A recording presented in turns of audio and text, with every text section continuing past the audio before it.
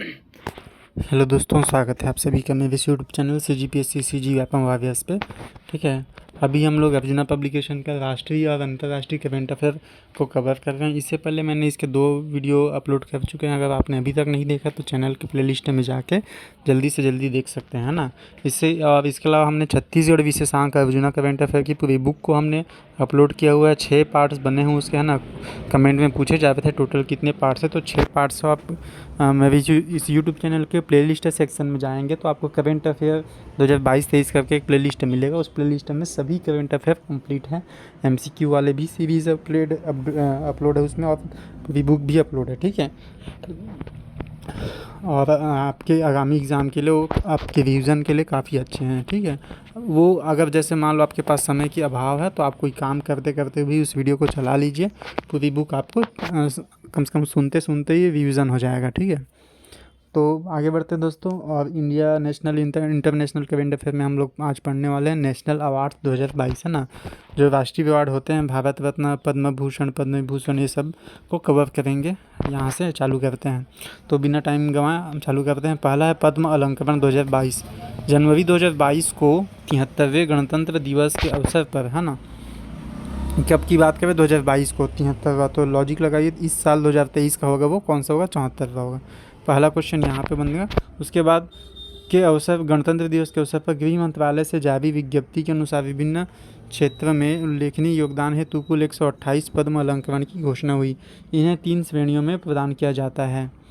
दोस्तों ये देखिए, ये जो कौन जारी करता है ये सब पद्म पुरस्कार, गृह मंत्रालय से जारी होते हैं। ठीक है, दूसरा क्वेश्चन आपसे यहाँ बन गया। दोस्तों हम पूरे बुक को कवर करने के साथ साथ इसमें जो बन सकते हैं IMP क्वेश्चन वो भी कवर करेंगे, है ना। और इस पूरे बुक में क्या पढ़ना चाहिए और क्या नहीं पढ़ना चाहिए उसको भी हम कवर करते चलेंगे। ठीक है, फिर है पद्म विभूषण। पद्म विभूषण कुल 4 व्यक्ति को मिला। तो सबसे इम्पोर्टेंट बात यहाँ पे हो जाता है कि वर्ष 2022 में कुल कितने लोगों को पद्म विभूषण दिया गया। तो कुल कितने लोगों को दिया गया, 4 लोगों को दिया गया। ठीक है, पहला है जनरल विपिन रावत, फिर राधेश्याम खेमका, प्रभा अत्रे और कल्याण सिंह। ठीक है, जनरल विपिन रावत किस क्षेत्र से संबंधित है, लोक सेवा के क्षेत्र में मिला इनको। राधेश्याम खेमका इनको साहित्य के क्षेत्र में मिला, ये गीता प्रेस गोरखपुर के हेड हैं। ठीक है, उसके बाद है प्रभा अत्रे को लोक कला के क्षेत्र में मिला, ये लेखन व गायन में, है ना, स्किल है। और उसके बाद कल्याण सिंह मरणोपरांत मिला, ये लोक सेवा के क्षेत्र में मिला, ये पूर्व मुख्यमंत्री है। अब ध्यान दीजिए दोस्तों, इसमें क्वेश्चन कैसे कैसे फ्रेम हो सकता है। पहला क्वेश्चन कि पद्म विभूषण कितने लोगों को मिला। ठीक है, तो क्या आंसर हो जाएगा, 4 लोगों को मिला। उसके बाद है मरणोपरांत कितने लोगों को मिला, तो मरणोपरांत एक विपिन रावत जी और एक कल्याण सिंह, दोनों को मरणोपरांत, यानी 4 में से 2 जन को मरणोपरांत मिला। ठीक है, और अगर नाम याद रखिए, नाम और उनके क्षेत्र को याद रखिए, कौन से क्षेत्र से मिला है।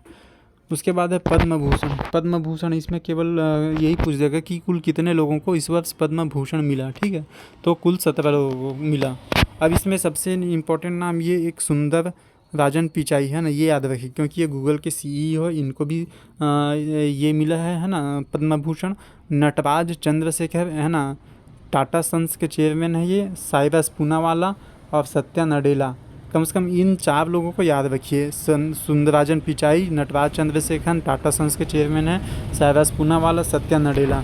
ठीक है, उसके बाद आपको ज़्यादा पूरा पढ़ने की ज़रूरत नहीं है, और क्योंकि आप पूरा पढ़ भी नहीं सकते हैं ना, याद भी नहीं हो पाएगा इतना सारी चीज़ें। तो कम से कम उस ऊपर के 4 लोगों को याद रखिए, सत्या नडेला, साइरस पूनावाला, है ना। साइरस पूनावाला कौन है, आपके सीरम इंस्टीट्यूट के, जिन्होंने कोरोना के लिए वैक्सीन बनाई थी, है ना। फिर है 17 लोगों को पद्म भूषण मिला। उसके बाद है पद्मश्री कुल 107 व्यक्तियों को मिला है। तो ये पहला तो वही याद रखिए कितने लोगों को मिला, 107 व्यक्तियों को। खेल के क्षेत्र में अवनी लेखरा, प्रमोद भगत, नीरज चोपड़ा, फैजल अली, है ना, और बहुत सारे लोग हैं। तो 107 लोगों को तो हम याद नहीं कर सकते, तो आप इसको बस एक बार पढ़ लीजिएगा अपने से, है ना। वो किस्मत अगर ख़राब रहा तो क्या पता ये सब कुछ भी पूछ देगा, है ना। यहाँ पे नाम याद रख लीजिए दोस्तों, ये युगल श्रेणी में जो मिला है कमालिनी और नलिनी अस्थाना। ठीक है, क्योंकि ऐसा देखो डायरेक्ट तो नहीं पूछेगा एग्जामिनर कि इनको पद्मश्री मिला कि नहीं मिला, क्या मिला, लेकिन ये ऐसा गलती से पूछ दिएगा कि ये जो कमालिनी व नलिनी अस्थाना है वो किस नृत्य से संबंधित है। ठीक है, हमारा दिमाग वहाँ पे चलेगा ही नहीं कि इनको अचानक से कैसे पूछ दिया। तो इनको इसलिए पूछा क्योंकि इनको हाल ही में पद्मश्री अवार्ड मिला था। तो ये कथक नृत्य से संबंधित है। कौन? कमालिनी व नलिनी अवस्था अस्थाना। ठीक है, याद रखिए, इंपॉर्टेंट है नाम। और किस नृत्य से संबंधित है? कथक। फिर है NFA 2020, नेशनल फिल्म अवार्ड 2020। ठीक है, देखिए 2020 का है ये, अभी मिला। तो नेशनल फिल्म अवार्ड 2020 68वां एडिशन था उसका। कहाँ अनाउंस हुआ? 22 जुलाई 2022 को, है ना।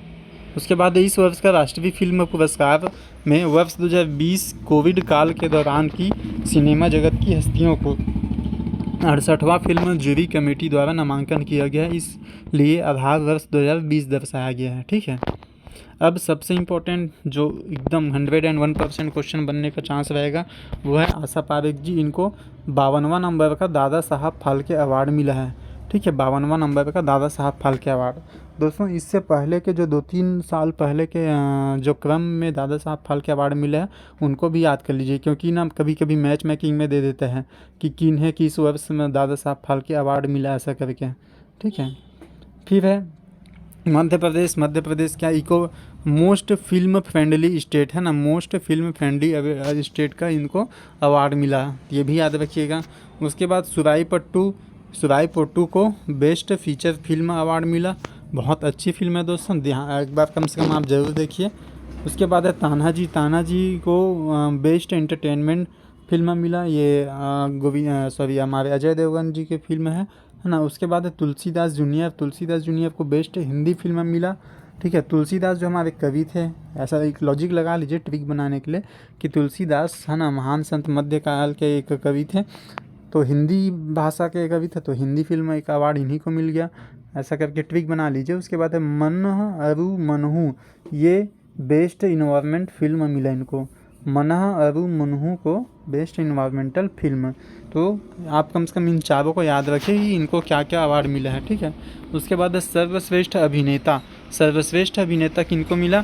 सूर्या को सुराईपोट्टू के लिए और अजय देवगन को तान्हा जी के लिए, है ना। दोस्तों देखिए दोनों की फिल्मों को अवार्ड मिले हैं और इन्हीं दोनों एक्टर को बेस्ट एक्टर का अवार्ड मिले हैं। उसके बाद है सर्वश्रेष्ठ अभिनेत्री सब अपर्णा बाला मुरली को, यही सुराईपोट्टू फिल्म के लिए। फिर है सर्वश्रेष्ठ गीतकार का अवार्ड मनोज मुंतशिर को मिला है। इन्होंने जो है ना, इससे पहले जो अक्षय की मूवी थी तेरी मिट्टी में घुल जाऊं वाला, वो गाना भी इन्हीं ने ही लिखा है, मनोज मुंतशिर। ठीक है, फिर है सर्वश्रेष्ठ पार्श्व गायक एवं गायिका राहुल देशपांडे एवं नंचम्मा, और सर्वश्रेष्ठ निदेशक है सच्चिदानंद KR।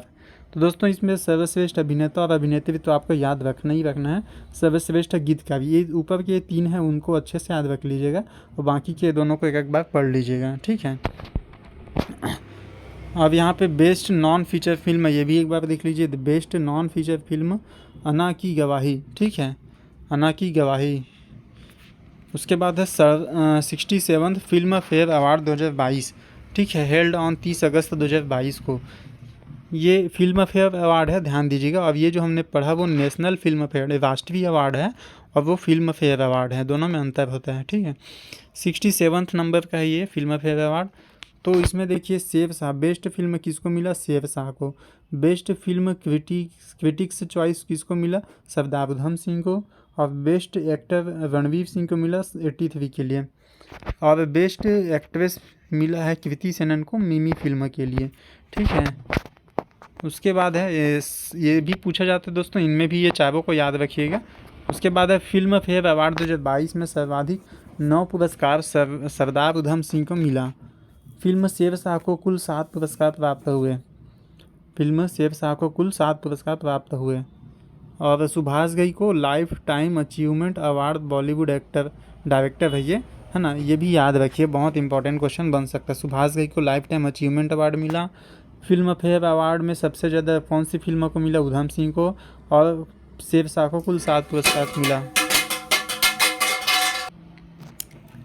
ठीक है दोस्तों, फिर उसके बाद आते हैं साहित्य क्षेत्र में कौन कौन से अवार्ड दिए जाता है। साहित्य क्षेत्र में साहित्य अकादमी सम्मान 2021 साहित्य अकादमी के द्वारा वह विभिन्न भाषाओं में अपने प्रतिष्ठित साहित्य अकादमी पुरस्कार, युवा पुरस्कार और बाल साहित्य पुरस्कार 2021 की घोषणा की गई। ठीक है, उसके बाद है साहित्य अकादमी पुरस्कार विजेता को 1,00,000 रुपये, युवा पुरस्कार और बाल साहित्य पुरस्कार विजेता को 50,000 रुपये की राशि के साथ इसके साथ एक उत्कीर्ण तांबे की प्लेट दी जाती है। ज्ञातव्य है कि वर्ष 2021 के लिए साहित्य अकादमी पुरस्कार की घोषणा 30 दिसंबर 2021 को किया गया। ठीक है, ये 2021 हेतु साहित्य अकादमी पुरस्कार 22 भारतीय भाषाओं के लिए प्रदान किया गया। इस वर्ष राजस्थानी भाषा में कोई पुरस्कार नहीं दिया गया। ठीक है, ये दोस्तों साहित्य अकादमी सम्मान 2021 की बात कर रहे हैं। ठीक है, ये ध्यान दीजिएगा, 2021 एग्ज़ाम में सन को जरूर देख के लगाइएगा।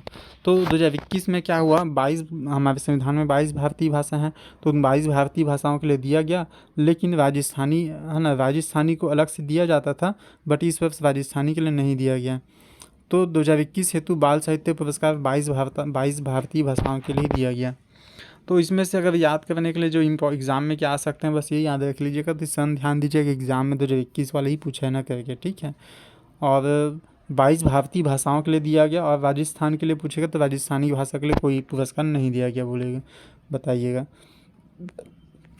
उसके बाद अगर इसमें से सबसे ज़्यादा जो इम्पोर्टेंट है, ये नाम याद रख लीजिएगा कि किनको किनको क्या क्या मिला है। तो दया प्रकाश सिन्हा को हिंदी भाषा के लिए मिला, इनके जो नाटक है सम्राट अशोक उसके लिए, और अंग्रेजी भाषा में नमिता गोखले को मिला थिंग्स टू लीव बिहाइंड के लिए, और संस्कृत में विंध्येश्वरी प्रसाद मिश्र को मिला सृजाति शंखनादम के लिए, और संजीव वेवेंकर को कोंकणी भाषा में रक्त चंदन काव्य रचना के लिए मिला। तो आप इन चारों के नाम और उनकी रचना को जरूर याद कर लीजिए। ठीक है, क्या मिला इनको, साहित्य पुरस्कार। हालांकि 22 भारतीय भाषाओं को दिया गया है, लेकिन अपने को केवल इन चारों को ज़्यादा फोकस करके याद करना है। दया प्रकाश सिन्हा सम्राट अशोक, नमिता गोखले अंग्रेजी में things to leave behind, Vindhyeshwari Prasad Mishra Sanskrit में सृजाति शंखनादम, और संजीव वेवेंकर कोंकणी में रक्त चंदन। ठीक है, फिर है ज्ञानपीठ सम्मान 2020-21 में ध्यान दीजिए। यह भारत में साहित्य का सर्वोच्च सम्मान है, जो साहित्य में उत्कृष्ट योगदान हेतु प्रदान किया जाता है। दिसंबर 2021 में पूर्व वर्ष में कोरोना प्रभाव के कारण रुके हुए सम्मान के साथ क्रमशः 2 वर्षों को ज्ञानपीठ 2020-21 को ज्ञानपीठ सम्मान की घोषणा एक साथ की। ठीक है, ध्यान दीजिएगा, ये इसीलिए यहाँ पे ज्ञानपीठ सम्मान 2020 और 21 एक साथ लिखा हुआ है। फिर ज्ञानपीठ सम्मान से पुरस्कृत व्यक्ति को 15 लाख रुपए राशि एवं प्रशस्ति पत्र प्रदान किया जाता है। तो देखिए दोस्तों, सब बहुत बड़ा पुरस्कार है, इसमें 15 लाख रुपए पुरस्कार दिया जा रहा है ज्ञानपीठ में। 56वां नंबर का ज्ञानपीठ पुरस्कार 2020 में किसको मिला, नीलमणि फुकन गुवाहाटी के। ये असमिया कवि है ना, और इनकी जो रचनाएं हैं कविता गुलाबी जमुर लग्न। ठीक है, ये 2020 का। और 2021 का किसको मिला है, दामोदर माउजो गोवा के हैं, इसलिए कोंकणी उपन्यासकार हैं ये। अब इनकी चर्चित रचनाएं सुनामी साइमन, कार्मेलिन है ना, और ये भी है Teresa's man and other stories from Goa. तो दोस्तों इसमें क्या याद रखना है, 15 लाख पुरस्कार राशि याद रखना है, पूछ देगा। उसके बाद है 56वां नंबर का जो 2020 है वो नीलमणि फुकन को मिला है, असमिया के कवि थे। उसके बाद 57वां नंबर दामोदर माउजो गोवा को मिला है ना, कोंकणी उपन्यासकार है। यही बस इतने याद रखने इसमें एग्ज़ाम के पॉइंट ऑफ व्यू से। फिर 31वां सरस्वती सम्मान 2021 है ना, और अब उधर है श्री लाल शुक्ल स्मृति सम्मान, ये इफ़को द्वारा दिया जाता है 2021। तो सरस्वती सम्मान किसको मिला, देखते हैं। सरस्वती सम्मान मिला है प्राप्तकर्ता प्रोफेसर रामदरस मिश्र।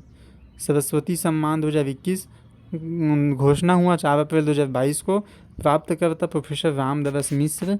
इनकी रचना क्या थी, मैं तो यहाँ हूँ है ना, इनकी रचना मैं तो यहाँ हूँ एक काव्य संग्रह है, उसको वो हुई थी इनकी रचना। फिर है पूर्व में 30वां सम्मान, इससे पहले श्रवण कुमार लिम्बाले को मिला था इनकी जो रचना थी सनातन मराठी काव्य थी। तो दोस्तों देखिए 2020 वाला भी याद रखिए और 2020 के बाद 2021 वाला याद रखिए। 2021 की जो घोषणा 22 में हुई है हालांकि, तो बस इसमें केवल 2 ही चीज़ याद रखिए। 2020 पूछेगा तो श्रवण कुमार लिंबाले और 2021 पूछेगा तो प्रोफेसर रामदरस मिश्र, बस 2 चीज़। उसके बाद इधर शिव मूर्ति है ना, ग्रामीण और कृषि जीवन पर केंद्रित लेखन के लिए इनको क्या मिला है, ये श्री लाल शुक्ल स्मृति इनको सम्मान श्री शिव मूर्ति जी को मिला है। बस इसमें केवल नाम ही याद रखिएगा, आप कुछ नहीं। फिर है संविधान के क्षेत्र में करंट अफेयर में क्या क्या चर्चा में रहा। सबसे पहले है बाल विवाह निषेध संशोधन विधेयक 2021। हाल ही में महिलाओं के विवाह की न्यूनतम आयु बढ़ाने के उद्देश्य से केंद्रीय नेतृत्व द्वारा यह विधेयक लोकसभा में 21 सितंबर 2021 को प्रस्तुत किया गया था, परंतु विपक्षी दलों के प्रतिरोध के पश्चात इसे संसद की स्थायी समिति को सौंप दिया गया है। ठीक। फिर है विधेयक में शामिल प्रावधान। भारत में महिलाओं के लिए विवाह की न्यूनतम आयु को 18 वर्ष से बढ़ाकर 21 वर्ष करना। जिस विवाह में कोई भी एक पक्ष उस है ना जो बच्चा विवाह की वैध आयु से कम हो, उस विवाह को समाप्त करने हेतु जिला अदालत में याचिका दायर कर सकता है। पूर्व एक्ट अनुसार उस पक्ष को बालिग होने के 2 वर्ष के भीतर अर्थात 20 वर्ष पूर्ण होने के पूर्व न्यायिक याचिका दायर करने का प्रावधान था। भारत में नवीन विधेयक में न्यायिक याचिका दायर करने की अवधि को बढ़ाकर 5 वर्ष के भीतर अर्थात 23 वर्ष पूर्ण होने पर निर्धारित की गई है। यह विधेयक भारत में प्रचलित समस्त विवाह या व्यक्तिगत कानून का स्थान ग्रहण करेगा, अर्थात धर्म आधार पर किसी भी समुदाय में विवाह की आयु पृथक नहीं होगी। दोस्तों इसमें याद करने लायक बस उतना खास नहीं है, आगे पढ़ते हैं। यह विधेयक महिला एवं बाल विकास विभाग मंत्रालय द्वारा जया जेटली की अध्यक्षता में गठित टास्क फोर्स की समिति की सिफारिशों पर आधारित है। समिति ने इस रिपोर्ट को नीति आयोग के समक्ष प्रस्तुत किया था। ठीक है। समिति का गठन जून 2020 में हुआ, सिफारिशें प्रस्तुत हुई दिसंबर 2020 में। इस समिति को शिशु मृत्यु दर, लिंगानुपात, प्रजनन दर व पोषण स्वास्थ्य के संदर्भ में मूल्यांकन करके विवाह व मातृत्व आयु के मध्य संबंधों की समीक्षा का दायित्व दिया गया था। दोस्तों अगर इसमें कुछ इम्पोर्टेंट है तो बस यही कि जया जेटली की अध्यक्षता में हुआ ये चीज़ें, बस वही। ठीक है दोस्तों, फिर आगे बढ़ते हैं। ठीक है। उसके बाद है निर्वाचन विधि संशोधन अधिनियम 2021, है ना। निर्वाचन विधि में क्या हुआ, चुनाव सुधार के उद्देश्य से प्रस्तुत यह विधेयक 2021 में लोकसभा से पारित हो गया है, परंतु संसदीय गतिरोध के कारण अभी यह अधिनियमित नहीं हुआ है।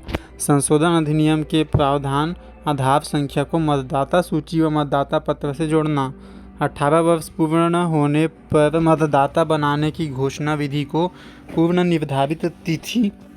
निर्धारित 1 जनवरी से बढ़ाकर वर्ष में 4 तिथि को मान्य किया गया है ना। 1 जनवरी से बढ़ाकर वर्ष में 4 तिथि को मान्य किया गया है।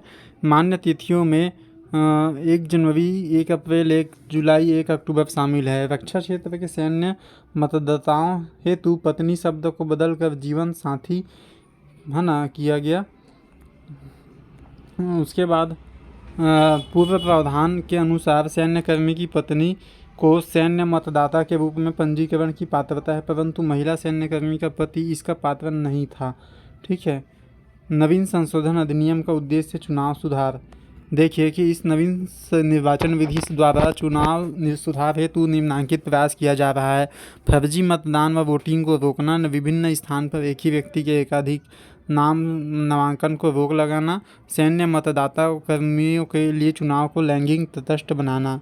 दोस्तों ये सब आपके लिए उतना खास इम्पोर्टेंट नहीं है ना। अगर कुछ इम्पोर्टेंट है तो बस अगर ये पढ़ लीजिएगा इस जो डिब्बे में दिया गया है। ठीक है। कि बड़े संसदीय लोकसभा निर्वाचन क्षेत्र और ये विधानसभा निर्वाचन क्षेत्र है, इसको बस एक बार पढ़ लीजिएगा, उतने भी इम्पोर्टेंट नहीं है ना। तो हम बिना टाइम वेस्ट किए, ज़्यादा टाइम वेस्ट नहीं करेंगे और आगे बढ़ते हैं। जो इम्पोर्टेंट है उसको बढ़ते हैं। 103वां संविधान संशोधन अधिनियम, ठीक है, ये बहुत इंपॉर्टेंट है अभी, और अभी काफ़ी ज़्यादा चर्चे में है, यही है 103 नंबर का संविधान संशोधन। दोस्तों कभी भी कोई न भी संशोधन होता है, संविधान संशोधन, तो उससे क्वेश्चन बनने के एकदम 100% चांस रहते हैं, ठीक है। तो ये इम्पॉर्टेंट टॉपिक होता आता है ये। भारत में आर्थिक दृष्टि से कमजोर वर्ग हेतु सरकारी नौकरी व उच्च शैक्षणिक संस्थान में आरक्षण प्रावधान की वैधता को सर्वोच्च न्यायालय ने सही ठहराया है। इस आरक्षण प्रावधान को पूर्व में 124वें संविधान संशोधन विधेयक के रूप में राष्ट्रपति द्वारा वर्ष 2019 के पश्चात 103वें अधिनियम के रूप में सूचीबद्ध किया गया था। संवैधानिक पीठ संबद्ध अधिनियम के विरुद्ध विभिन्न याचिकाओं पर विचार करने हेतु सुप्रीम कोर्ट में 5 न्यायाधीशों की संविधान पीठ का गठन किया गया था, जिसमें 3-2 के बहुमत से अधिनियम को वैध माना गया था।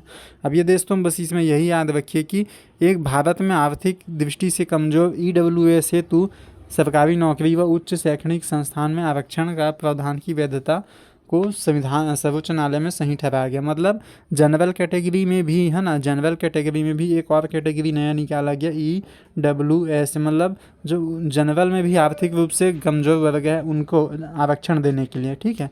तो उसी से संबंधित है 103वां संविधान संशोधन, बस इतना ही याद रखना है आपको। और सहमत सदस्य असहमत ये उतना ज़्यादा इम्पोर्टेंट नहीं है। 105वें नंबर के संविधान संशोधन अधिनियम 2021 है ना, 105वां, अभी हमने 130वां पढ़ा, अब उसके बाद 105वां पढ़ रहे हैं। ये 2021 में आया। संसदीय अनुमोदन, इसको लोकसभा में 10 अगस्त को संसदीय अनुमोदन मिला, फिर राज्यसभा में अनुमोदन यानी पारित कब हुआ 11 अगस्त, फिर राष्ट्रपति द्वारा हस्ताक्षर जो हुआ वो 18 अगस्त को ये हुआ हस्ताक्षर।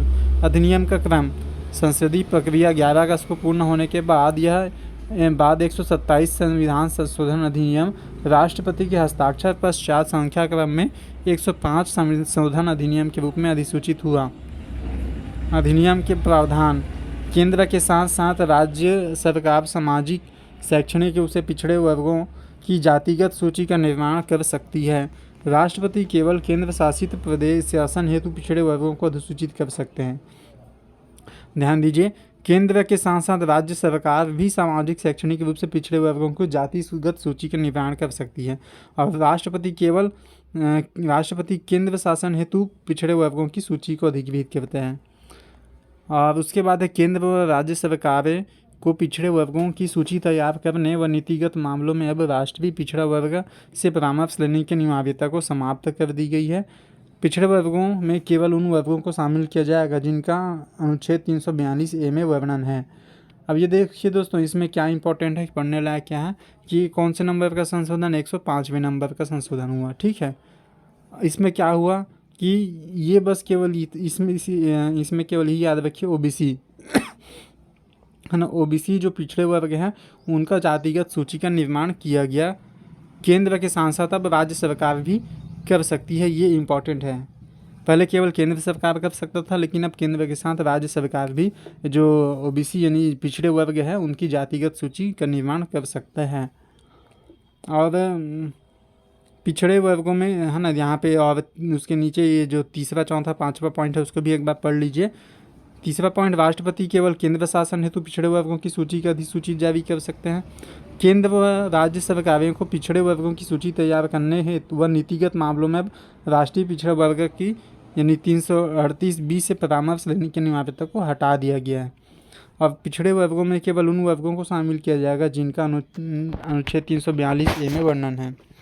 दोस्तों ये डिटेल लेवल में अगर आप पढ़ना है तो अगर आप CGPSC वाले हैं तो डिटेल लेवल में इसको पढ़ सकते हैं, नहीं तो आपको केवल इतना याद रखना है कि 105वां संशोधन किससे संबंधित है, ठीक है। बस ये है अन्य पिछड़ा वर्ग जातिगत सूची के निर्माण से।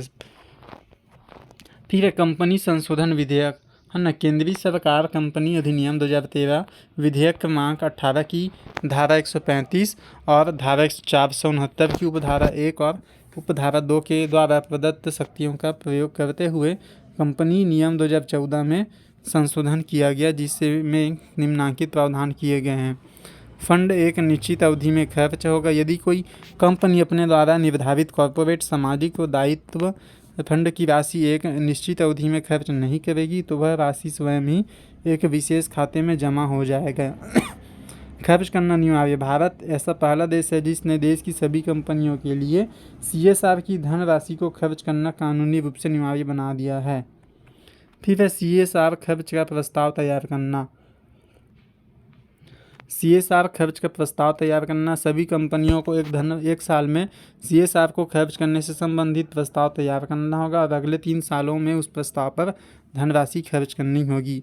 खर्च के प्रावधान, कंपनी अधिनियम की धारा 135 के अनुसार कंपनियों को अपने 3 वर्ष के औसत शुद्ध लाभ का कम से कम 2% हिस्सा, है ना, कंपनियों को ध्यान दीजिए यहाँ पे थोड़ा MP है, कंपनियों को अपने 3 वर्षों के औसत शुद्ध लाभ का कम से कम 2% हिस्सा CSR पर खर्च करना होगा।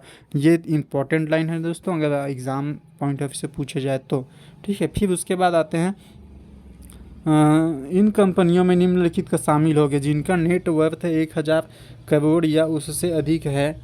उसके बाद है जिनका औसत लाभ 5 करोड़ या उससे अधिक है। और इसके बाद है इसके अतिरिक्त NCLT के भार को कम करने के लिए यह तय किया गया कि 25 लाख तक के विवादों का निपटारा क्षेत्रीय स्तर का अधिकारी करेगा। दोस्तों ये जो तीनों पॉइंट है ये आपके PSC लेवल से इम्पोर्टेंट हैं, PSC लेवल में इसको पूछ सकता है। फिर है इस संशोधन से पूर्व कुल 81 प्रकार के कानून उल्लंघनों को आपराधिक श्रेणी में शामिल किया जाता था, परंतु संशोधन के पश्चात इनमें से 16 को सिविल मामलों में शामिल कर दिया गया है। 22वें विधि आयोग हुआ क्रियाशील। 21 फरवरी 2020 को 22वें नंबर के विधि आयोग के गठन की अधिसूचना जारी की गई थी, परंतु आयोग की संरचना में सदस्य शामिल नहीं हो पाए थे। नवंबर 2022 आयोग के पूर्णकालिक अध्यक्ष व सदस्यों की नियुक्ति हेतु घोषणा की। अध्यक्ष कौन बने? ऋतुराज अवस्थी। दोस्तों ये अध्यक्ष बहुत ही इंपॉर्टेंट है, इसको हमने इसके पहले वीडियो में देखा हुआ था। अगर आपने पार्ट 1 को अभी तक नहीं देखा है ना, अर्जुना के राष्ट्रीय अंतर्राष्ट्रीय इवेंट को, तो प्ले लिस्ट में जाके जल्दी से देख लीजिए, बहुत ही इंपॉर्टेंट है। और इसके जो पूर्णकालिक सदस्य हैं वो भी पढ़ लीजिएगा। इसमें अगर पूछेगा तो केवल यही पूछेगा कि हाल ही में 22वें विधि आयोग का गठन हुआ, उसके अध्यक्ष किसको बनाया गया है? ऋतुराज अवस्थी को। फिर भारत में क्रिप्टो करेंसी, ध्यान दीजिएगा दोस्तों, भारत में क्रिप्टो करेंसी की बात चल रही है। क्रिप्टो करेंसी रुपया या अमेरिकी डॉलर की ही तरह विनियमन का एक माध्यम है, लेकिन यह प्रारूप में डिजिटल है। मतलब क्या दोस्तों, अगर आम भाषा में समझा जाए तो हम कागजी मुद्रा या फिर सिक्का को ले दे के, है ना, लेन देन करके पैसा कोई सामान लेते हैं देते हैं, तो ये क्या हुआ? भौतिक रूप हो गया, फिजिकल रूप हो गया, जिसे हम हाथ से छू सकते हैं, पकड़ सकते हैं। लेकिन क्रिप्टो करेंसी क्या है? ये डिजिटल माध्यम है। जैसे फ़ोन पे के माध्यम से हमने उसको पैसा सेंड कर दिया, है ना, हमने ना पैसा को पकड़ा ना देखा अपने आंखों से, बस उसको एक वर्चुअल माध्यम से दे दिया। तो वैसे ही क्रिप्टो करेंसी भी एक डिजिटल रुपया है, बोल सकते हैं, डिजिटल रुपया है, ठीक है। फिर आगे बढ़ते हैं कि क्रिप्टो करेंसी जो मौद्रिक इकाइयों के सृजन को नियंत्रित करने और धन के विनियमन को सत्यापित करने के लिए इंक्रिप्शन तकनीकों का उपयोग करती है। बिटकॉइन विश्व की सबसे प्रसिद्ध क्रिप्टो करेंसी है, जो बाजार पूंजीकरण के अनुसार विश्व की सबसे बड़ी क्रिप्टो करेंसी भी है। अधिकांश क्रिप्टो करेंसी को राष्ट्रीय सरकारों द्वारा विनियमित नहीं किया जाता है। उन्हें वैकल्पिक मुद्रा या वित्तीय विनियमन के साधन के रूप में देखा जाता है, जो राज्य की मौद्रिक नीति के दायरे से बाहर होते हैं। सितंबर 2021 में अल सल्वाडोर विश्व का ऐसा पहला देश बन गया जिसने बिटकॉइन वैध मुद्रा लीगल टेंडर के रूप में मान्यता दी। दोस्तों यहाँ पे हैं, ये सबसे इम्पोर्टेंट क्वेश्चन बनेगा कि विश्व का, ये क्वेश्चन आपका ऐसा आएगा एग्जाम में कि विश्व का पहला देश कौन है जिसने बिटकॉइन को वैध मुद्रा या लीगल टेंडर के रूप में मान्यता दी? तो कौन है? अल सल्वाडोर है, ठीक है, जिन्होंने बिटकॉइन को अपने रूप में अपने देश में आधिकारिक मान्यता दी। फिर क्रिप्टो करेंसी पर अधिरोपित प्रतिबंध को निरस्त। वर्ष 2020 में भारत के सर्वोच्च न्यायालय ने RBI द्वारा क्रिप्टो करेंसी पर अधिरोपित प्रतिबंध को निरस्त कर दिया। वर्ष 2022 में भारत सरकार ने केंद्रीय बजट 2022-23 में स्पष्ट रूप से उल्लेखित किया कि किसी भी आभासी मुद्रा क्रिप्टो करेंसी परिसंपत्ति का हस्तांतरण 30% कटौती के अधीन होगा। आभासी परिसंपत्ति क्रिप्टो करेंसी के रूप में प्राप्त उपहारों के मामले में प्राप्तकर्ता पर कर लगाया जाएगा।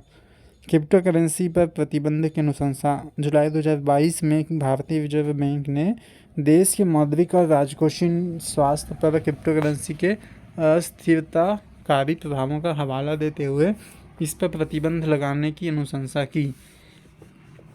प्लास्टिक अपशिष्ट प्रबंधन अधिनियम 2021। देखिए दोस्तों, प्लास्टिक अपशिष्ट प्रबंधन संशोधन अधिनियम 2021 क्या कहता है। भारत सरकार के पर्यावरण, वन एवं जलवायु परिवर्तन मंत्रालय ने प्लास्टिक कचरा से प्रदूषण की रोकथाम हेतु 13 अगस्त 2021 को प्लास्टिक अपशिष्ट प्रबंधन संशोधन अधिनियम 2021 को अधिसूचित किया है। उद्देश्य क्या है इसका? एकल उपयोग प्लास्टिक है ना, जो सिंगल यूज़ प्लास्टिक को चरणबद्ध तरीके से समाप्त करना। एकल यूज उपयोग प्लास्टिक मतलब जो केवल एक ही बार उपयोग हो सकता है, उसके बाद नहीं, है ना। तो इसमें कौन आते हैं? बहुत ही जो पतला लेयर वाले झिल्ली होते हैं, है ना, शायद 2 माइक्रोन ऐसे कुछ है, याद नहीं आ रहा मुझे, तो उस प्रकार के झिल्ली या डिस्पोजल, पानी वाले डिस्पोजल। फिर है लक्ष्य क्या है इसका? 2022 तक 20 एकल उपयोग के प्लास्टिक पर प्रतिबंध लगाना। एकल उपयोग प्लास्टिक अर्थात प्लास्टिक के वह पदार्थ जिन्हें उपभोक्ता डिस्पोजेबल एक बार उपयोग पश्चात फेंक दे, जैसे प्लास्टिक बैग, स्ट्रॉ, है ना, स्टिक, कॉफ़ी बैग। फिर है प्लास्टिक अपशिष्ट प्रबंधन के नए नियम। 1 जुलाई 2022 से प्रतिबंधित पदार्थ, कौन कौन से पदार्थ प्रतिबंधित हुए, है ना? पॉलीस्टीरीन, स्टाइरीन और एक्सटेंडेड पॉलिएस्टर समेत एकल उपयोग के प्लास्टिक पदार्थ 1 जुलाई 2022 का निर्माण, आयात, भंडारण, वितरण, बिक्री, उपयोग सब प्रतिबंधित हो जाएगा। तो दोस्तों इतना सब पढ़ने से हम ये पीएससी लेवल से डीप में पढ़ो तो ज़्यादा इंपॉर्टेंट है। अब अगर आप वन लाइनर एग्ज़ाम है व्यापम का या सब इंस्पेक्टर, तो उसमें केवल ही याद रखिए भारत में बैन कब से हुआ? 1 जुलाई 2022 से एकल उपयोग प्लास्टिक यानी सिंगल यूज़ प्लास्टिक बैन हुआ है। उसके बाद है प्रतिबंधित प्लास्टिक पदार्थ में, ये देख लीजिए 100 माइक्रोन से कम मोटाई वाले। एग्ज़ाम में इसको दे सकते हैं दोस्तों आप, व्यापम पीएससी जो भी तैयारी कर रहे हो सब इंस्पेक्टर, उसमें ये दे देगा पक्का। कितने माइक्रोन से कम मोटाई वाले प्लास्टिक को हाल ही में गवर्नमेंट ने बैन किया है, तो 100 माइक्रोन से कम मोटाई वाले प्लास्टिक, पीवीसी बैनर, स्टिकर से सबको बैन किया है। और उसके बाद हल्के वजन वाले प्लास्टिक कैरी बैग की वजह से फैलने वाले प्रदूषण को रोकने हेतु 30 सितंबर 2021 से प्लास्टिक कैरी बैग की मोटाई को 50 से 75 माइक्रोन की गई एवं 31 दिसंबर 2022 से यह मानक 120 माइक्रोन किया गया।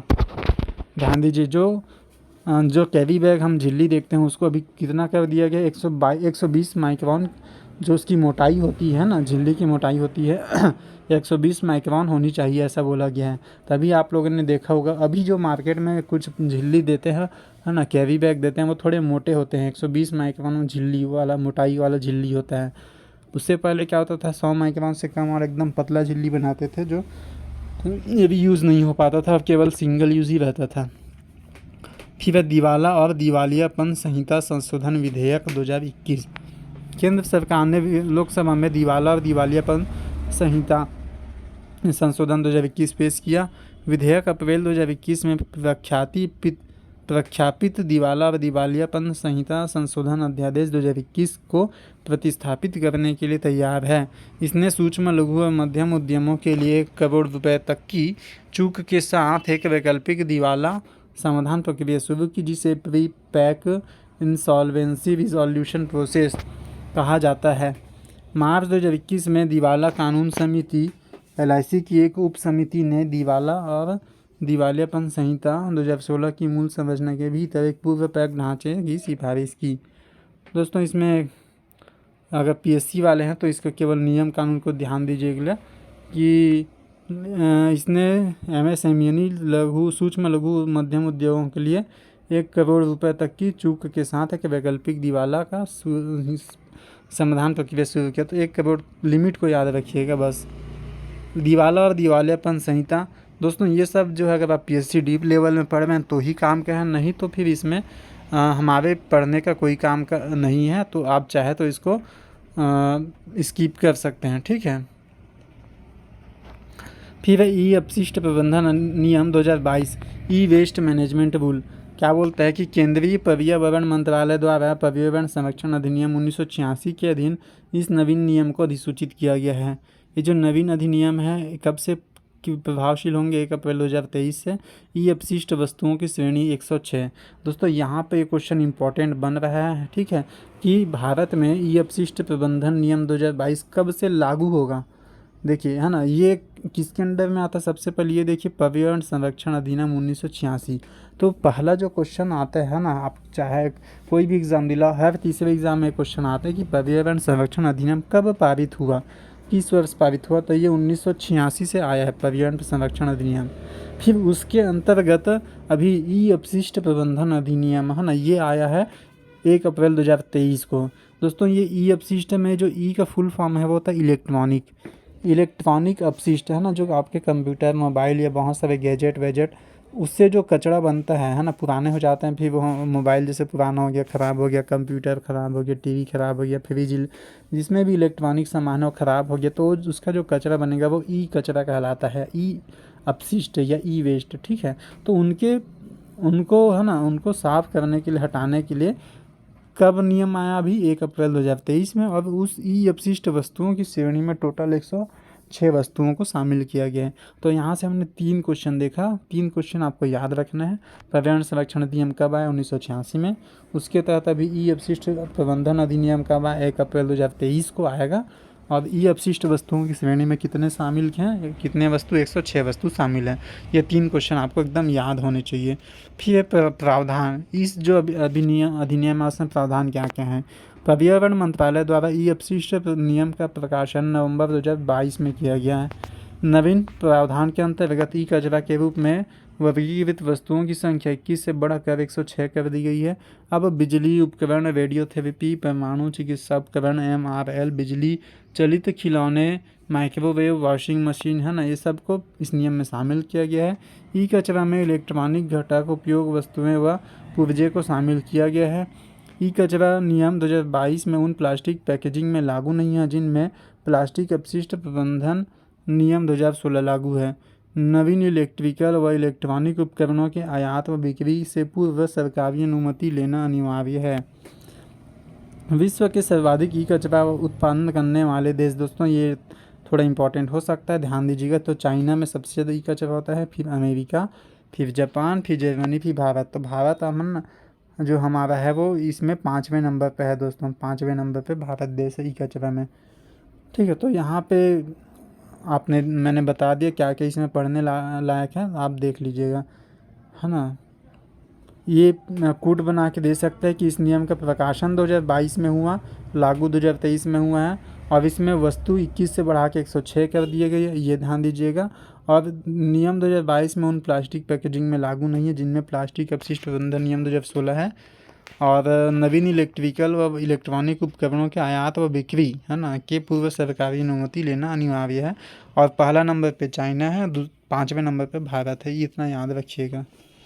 फिर दोस्तों, नागरिकता संशोधन अधिनियम 2022 चर्चा का आधार। ये नागरिकता संशोधन अधिनियम 2022 अभी चर्चा में क्यों है, उसको पढ़ते हैं दोस्तों।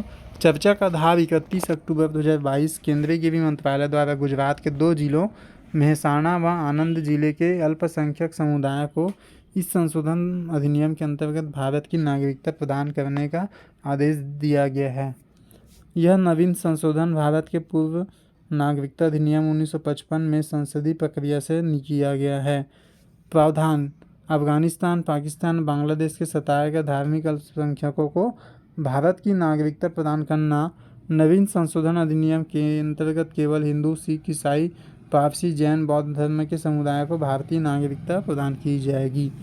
नवीन संशोधन के तहत 31 दिसंबर 2014 के पूर्व भारत में आए लोगों को पात्रता होगी। तो दोस्तों बस इतना ही याद रखिए। अब मैं इसमें से क्या क्या इंपॉर्टेंट क्वेश्चन आ सकते हैं वो बता रहा हूँ मैं। जो सबसे इम्पोर्टेंट है, भारत का जो नागरिकता संशोधन अधिनियम आया कब आया, 1955 में। ये पहला क्वेश्चन आपको याद रखना है।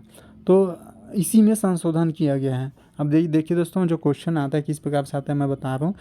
क्वेश्चन आएगा, नागरिकता संशोधन अधिनियम 2019 में जो आया है, किस अधिनियम में संशोधन किया गया, तो वो नागरिकता अधिनियम 1955 में संशोधन किया गया है, पहला क्वेश्चन। अब कहाँ, गुजरात के 2 जिलों मेहसाणा व आनंद के अल्पसंख्यक समुदाय को इस संशोधन अधिनियम के अंतर्गत भारत की नागरिकता देने के लिए किया गया, ठीक है। और इसमें ये लास्ट वाला याद रखिए, 31 दिसंबर 2014 के पूर्व भारत में आए लोगों ही इसमें पात्र होंगे। ये 3 क्वेश्चन बन रहे हैं आपके इस पॉइंट अभी हमने जो पढ़ा उसे, तो इन तीनों क्वेश्चन को आप याद रख लीजिएगा। प्रभावशील, यह 10 जनवरी 2020 से प्रभावशील है, ठीक है। फिर आते हैं विधानसभा चुनाव व परिणाम।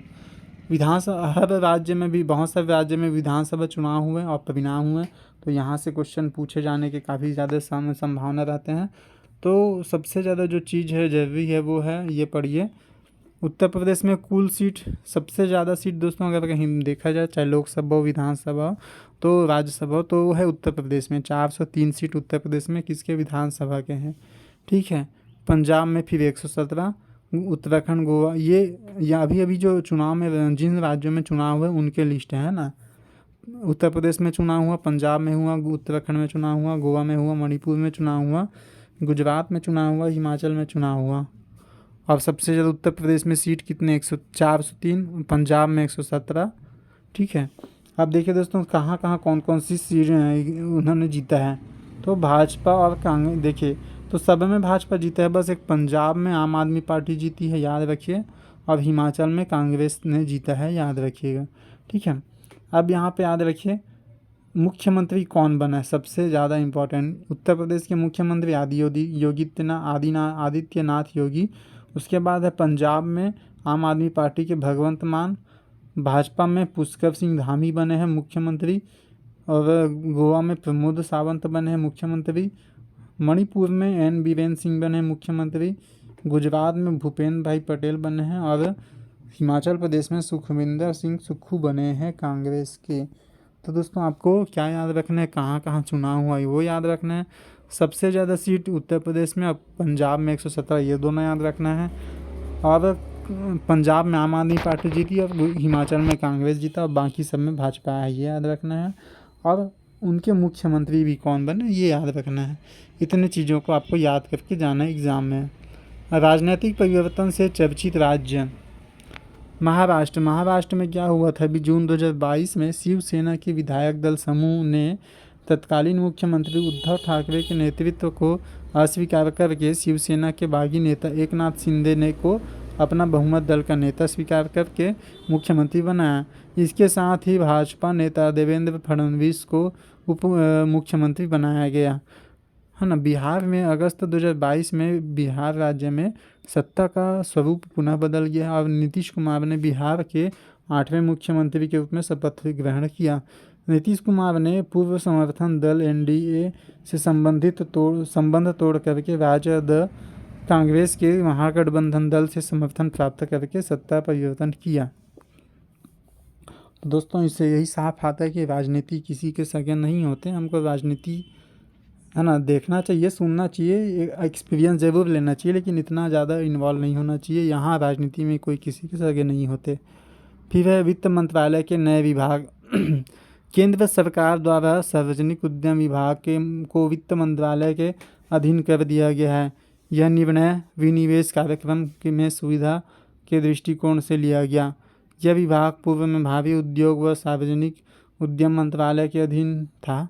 ये नवीन परिवर्तन से अब वित्त मंत्रालय के अंतर्गत कुल 6 विभाग हो गए हैं।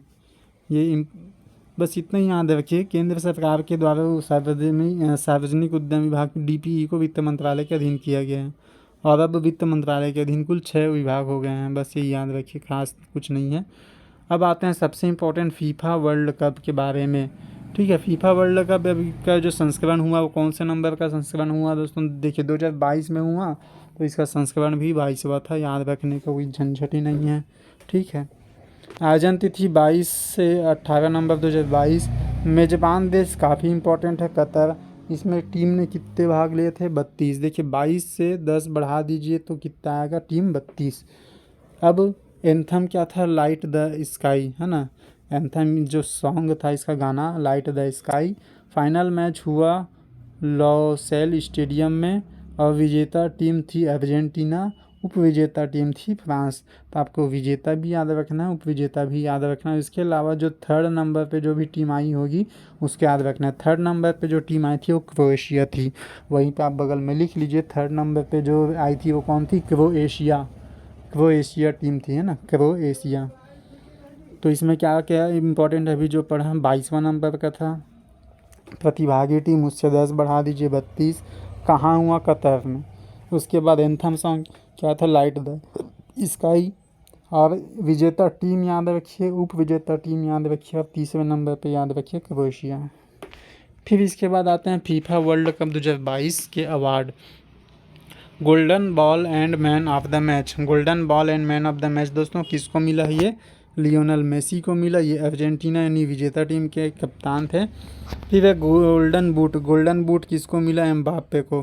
गोल्डन बूट काइलिन एम्बाप्पे को मिला, ये फ्रांस के खिलाड़ी हैं। फिर है गोल्डन ग्लव।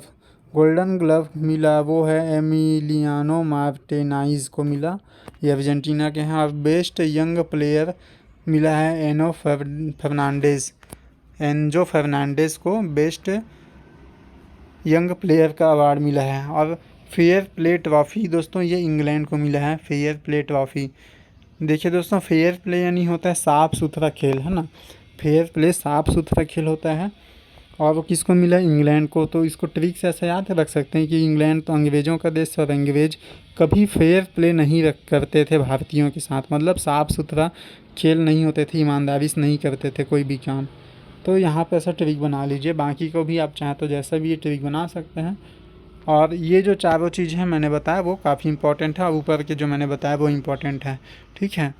उसके बाद है महत्वपूर्ण तथ्य, अर्जेंटीना और फ्रांस के बीच हुआ फाइनल मैच में दोनों टीमों ने 3-3 गोल के साथ बराबरी की, जिसके बाद पेनाल्टी राउंड में अर्जेंटीना ने 4-2 से जीत हासिल की। अर्जेंटीना द्वारा फीफा वर्ल्ड कप कुल 3 बार जीता गया है, कुल 3 बार 1978, 1986, 2022 में जीता गया अर्जेंटीना। दोस्तों ये पूछा जा सकता है कि अर्जेंटीना ने अभी तक कितने बार जीता है, तो अभी 2022 वाले को मिला के 3 बार जीता है। और कब नहीं जीता बोल देगा तो, है ना, कब नहीं जीता तो ये याद रखिएगा 78, 86, 22 में जीता है। इसके अलावा कुछ और देगा तो वो नहीं जीत पाया बोल दीजिए। फीफा वर्ल्ड कप सामान्य परिचय। फीफा की स्थापना 1930 में हुई। मुख्यालय फीफा का स्विट्जरलैंड में। फीफा के अध्यक्ष अभी कौन है, जियानी इन्फेंटिनो। यह 32 देशों के पुरुषों की राष्ट्रीय टीमों के द्वारा खेली जाने वाली एक अंतर्राष्ट्रीय फुटबॉल प्रतियोगिता है। फीफा के अब तक के इतिहास में सबसे सफल टीम ब्राज़ील की मानी जाती है, जिसने 5 बार यह वर्ल्ड कप जीता है। दोस्तों सबसे इम्पोर्टेंट यहाँ पे ये 3 चीज़ इम्पोर्टेंट है, फीफा की स्थापना, मुख्यालय और अध्यक्ष। उसके बाद फीफा के में अभी तक सबसे सफल टीम जिसने सबसे ज़्यादा बार जीता है कौन, ब्राज़ील ने सबसे ज़्यादा बार 5 बार यह वर्ल्ड कप जीता है, ठीक है। और यहाँ पे ऊपर में छोटा छोटा और लिखा है वो बहुत इंपॉर्टेंट है कि पुरुष वाला फीफा वर्ल्ड कप अब जो होगा 23वां नंबर का होगा 2026 में, वो होगा अमेरिका, मैक्सिको और कनाडा में फीफा वर्ल्ड कप। उसके बाद है महिला वाला फीफा वर्ल्ड कप, अभी होगा हाल ही इसी साल 2023 में, ये 90 नंबर का होगा, ये ऑस्ट्रेलिया और न्यूजीलैंड में होगा, ठीक है। ऑस्ट्रेलिया न्यूजीलैंड में क्या होगा, महिला वाला वर्ल्ड कप फीफा 2023 में होगा। और इसके बाद जो पुरुष वाला फीफा वर्ल्ड कप 2026 में नहीं है, 4-4 साल में होगा, तो ये होगा अमेरिका, मैक्सिको, कनाडा में। फिर याद रखिए ब्राज़ील मैंने बता दिया सबसे ज़्यादा बार सफल टीम है, ज़्यादा बार जीता है। अब ये इम्पोर्टेंट है कि भैया पहला वर्ल्ड कप कब हुआ था, 1930 में हुआ था। कौन जीता था, उरुग्वे, मतलब मेज़बान टीम कहाँ हुआ था बोलेगा, मेज़बान टीम यानी जहाँ जिसके देश में वो खेल हो रहा है, मेज़बान टीम यानी उरुग्वे, और विजेता टीम भी उरुग्वे था, ठीक है। अभी जो हुआ इससे पहले 21वां 2018, 22वां 2022, तो अपन 22वां को पढ़ेंगे 2022 में कहाँ हुआ, कतर में, और कौन जीता, अर्जेंटीना, ठीक है। अब 23वां जो होगा वो 2026 में होगा, और कौन जीतेगा, कहाँ होगा वो, अमेरिका, कनाडा, मैक्सिको संयुक्त रूप से, ठीक है। ये देखिए group A B C D ऐसा बांट दिया जाता है, और सभी ग्रुप से जीतते लोग सभी टीमें पहुँचते हैं, ठीक है। उसके बाद आते हैं under 17 women's FIFA world cup 2022, है ना। Under 17 women's FIFA world cup 2022 ये कहाँ हुआ दोस्तों, ये हुआ हमारे प्यारे भारत देश में।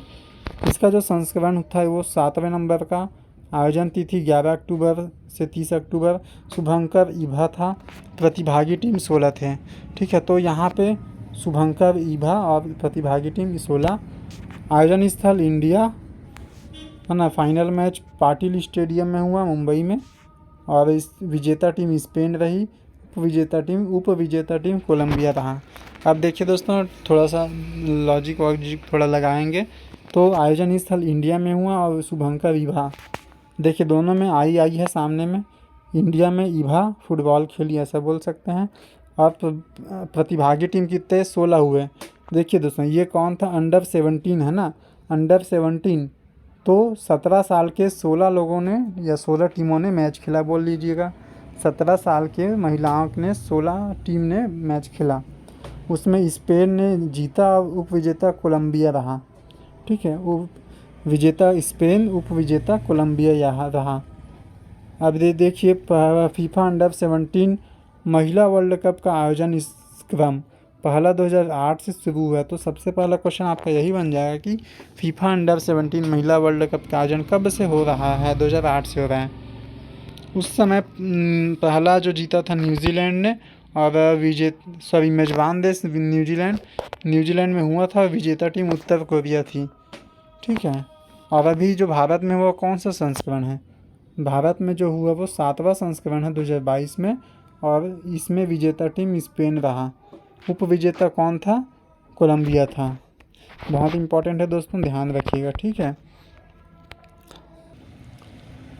दोस्तों, अभी फुटबॉल की बात चल रही है, तो फ्रांस फुटबॉल पत्रिका द्वारा, है ना, फ्रांस की फुटबॉल पत्रिका द्वारा आयोजित द बैलन डी'ओर दुनिया के सर्वश्रेष्ठ फुटबॉलर को प्रति वर्ष प्रदान किया जाता है। ये हर साल दिया जाता है ना कि केवल वर्ल्ड कप वाले में, बल्कि हर साल प्रति वर्ष दिया जाता है। क्या चीज़, बैलन डी'ओर पुरस्कार। कौन देते हैं, फ्रांस की फुटबॉल पत्रिका देती है।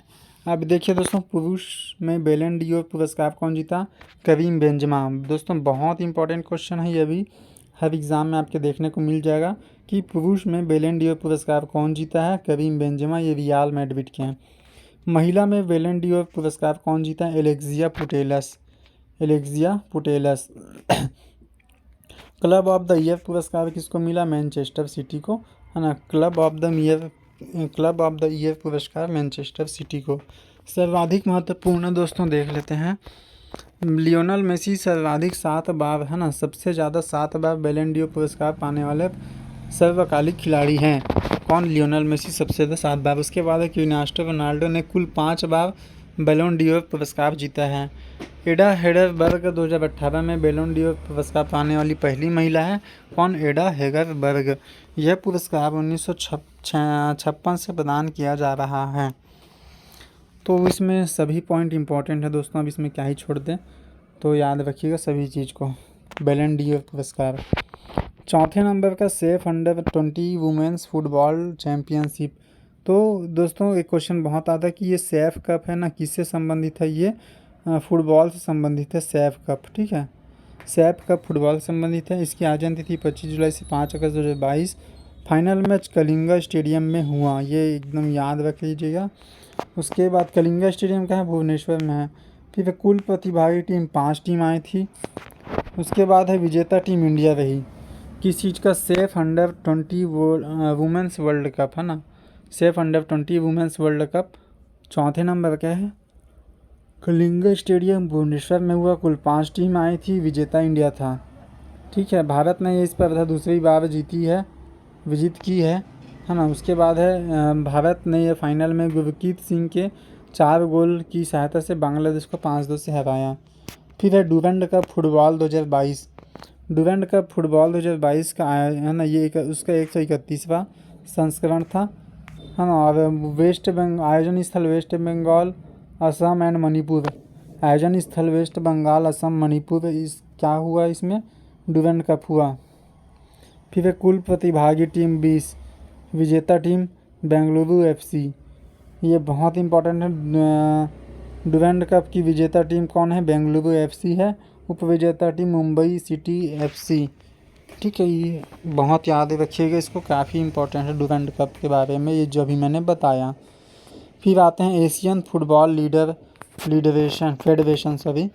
Asian football federation football championship 2022, है ना।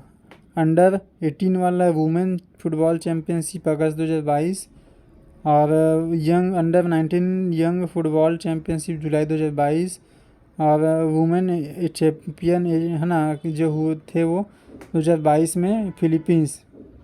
तो पहला जो है ना, इसमें आप क्रम को याद मत ही रखिए, आयोजन तिथि को, इसमें केवल विजेता तिथि याद रखिए। Australia Malaysia Philippines, Australia Malaysia Philippines ने जीता है और है ना, बस याद रखिए। उसके बाद है दोस्तों राष्ट्रीय स्तर पर आयोजित खेल। दोस्तों आज की वीडियो में इतना ही रखते हैं ना। इंटरनेशनल लेवल के जितने स्पोर्ट्स पुरस्कार सब दिए वो सब हमने कवर किए, और ख़ास करके स्पोर्ट्स सेक्शन दोस्तों ज़रूर देखिएगा। स्पोर्ट्स से कई बार क्या हर बार स्पोर्ट्स से क्वेश्चन आने फिक्स रहते हैं। ठीक दोस्तों, तो आज के वीडियो आशा करता हूँ आप लोगों को पढ़ने में काफ़ी हेल्प मिल रहा होगा मेरी इस वीडियो से, करंट अफेयर के वीडियो से। क्योंकि इस समय अपन पुस्तक को पकड़ के बैठें तो याद या पढ़ने में बहुत दिक्कत जाता है। तो इस वीडियो को प्ले करके आप साथ ही साथ समझते हुए आसानी से पढ़ सकते हैं। दोस्तों चैनल को अधिक से अधिक लोगों तक शेयर कीजिएगा, सब्सक्राइब कीजिएगा। थैंक